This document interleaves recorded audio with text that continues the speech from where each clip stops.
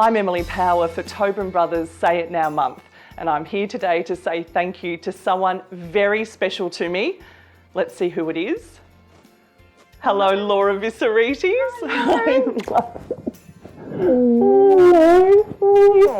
This is my best friend, Laura. Oh. Do you remember how we met? Oh, I remember.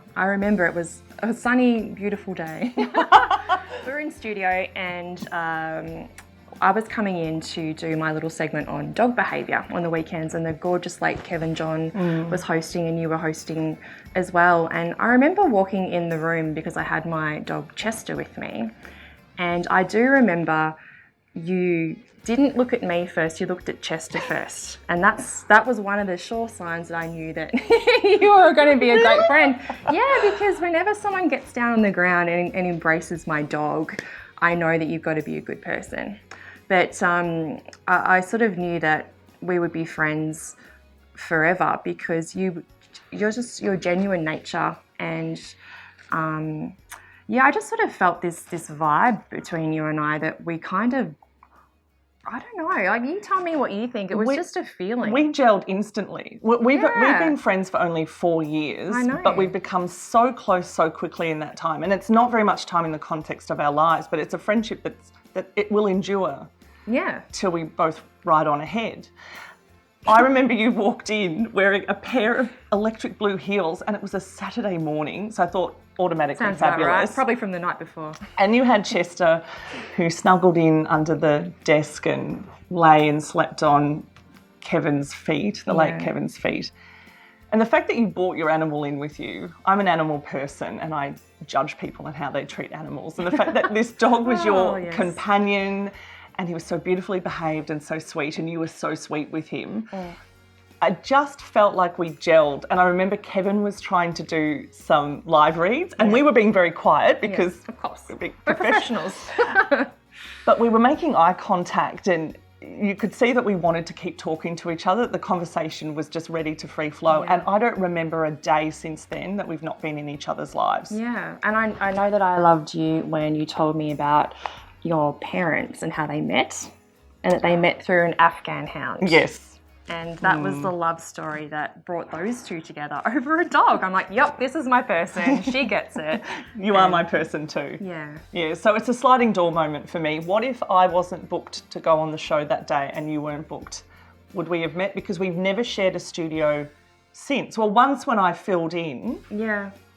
Filled in You're hosting, right. you were in, but we would always otherwise... cross ships in the night sort of thing. We would never have probably even met. It is one of those sliding door moments, so I'm super grateful that we did. Yeah, we've got a photograph of that day as well. It's us sitting on the floor with Kevin, with Chester. Yeah, all revolving around Chester as the centrepiece, which is generally how our lives work with our dogs. It's very true. Yeah, and I love that we get that about each other, that our animals will always come first, and you know, then our loved ones, and then everyone else, and that's the way we live.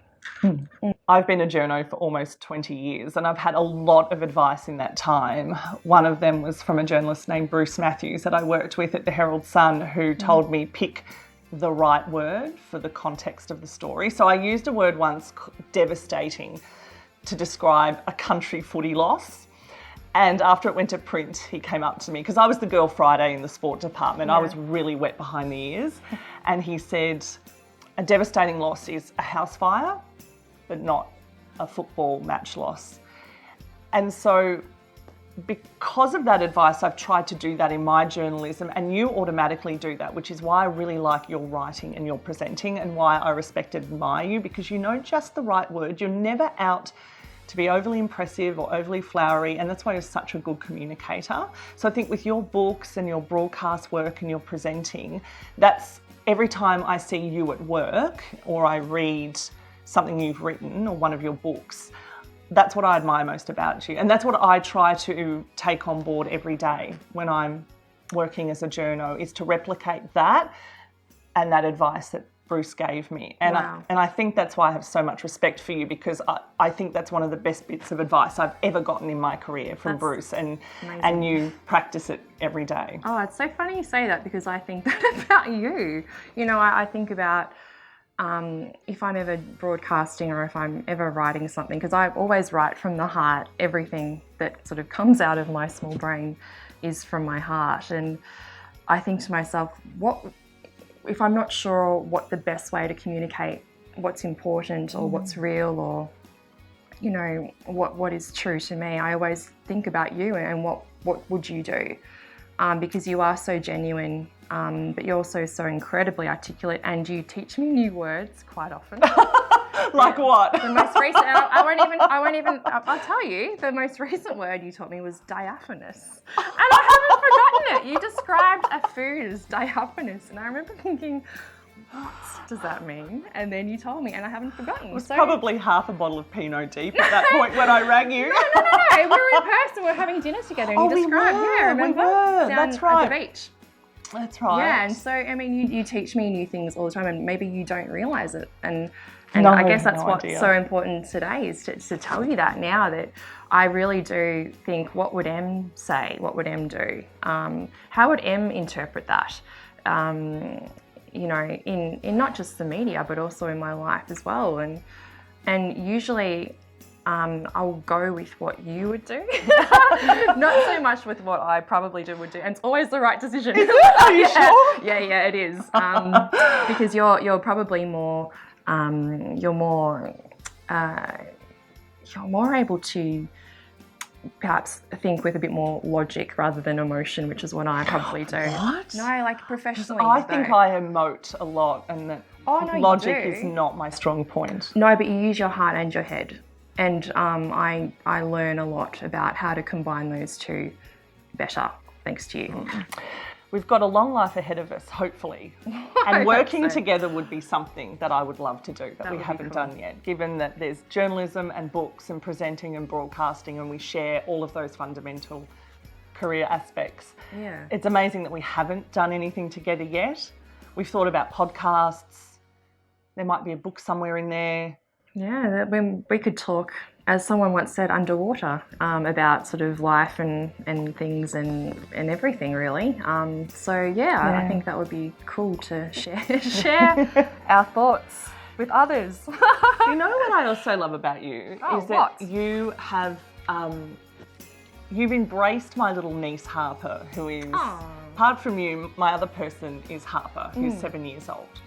And you haven't met Harper, but you send her gifts, and she knows who you are, and she knows all about you, even though you haven't met.